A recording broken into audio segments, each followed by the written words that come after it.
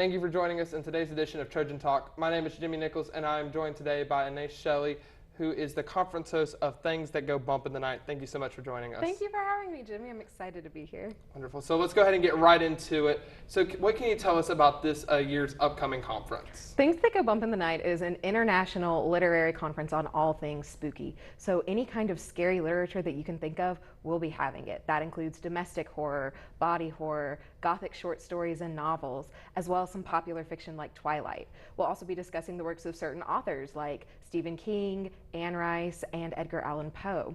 Additionally, to the academic papers that we will have special creative writing sessions for creative writers to come and share their original works. And we're also going to be having some keynote speakers that we're very excited to be hosting. The cool thing about Things That Go Bump in the Night is that this conference is made for students. So for people who have never done a conference before, don't know how to get started, this is a great way to dip their toe in without being worried about other people ragging on their work, that kind of thing. Well, it sounds like wonderful, and I'm really looking forward to it. I kind of think I'm going to go to it now.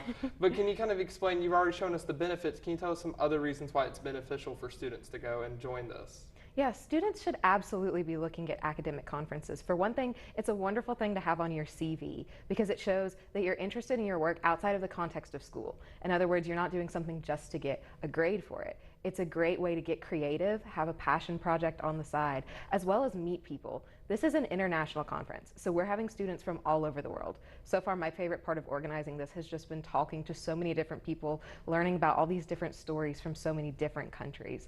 All the way around, it's a great experience for students to be looking into. So with that, there needs to be submissions, and I kind of want to know, how would a student go about submitting a process? How does that process work, really? Absolutely. So for the two different kinds of submissions, being academic papers and creative writing submissions, there are slightly different processes, but all the same in the end.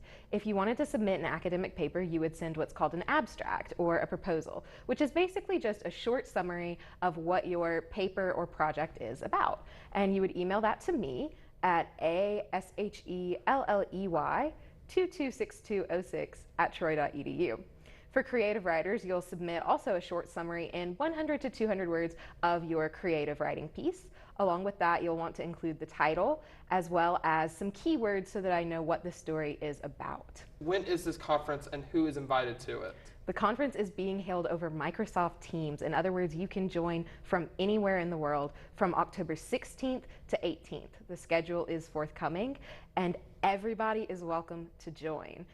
We have the auditing process where you can fill out a quick 3-question form, and I will send you the link to come and you can listen into all of these wonderful papers, presenters, and speakers. Well, I want to thank you so much for sharing with us today, Anais. Thank you so much for having me, Jimmy. And I want to thank you for joining us on this edition of Trojan Talk.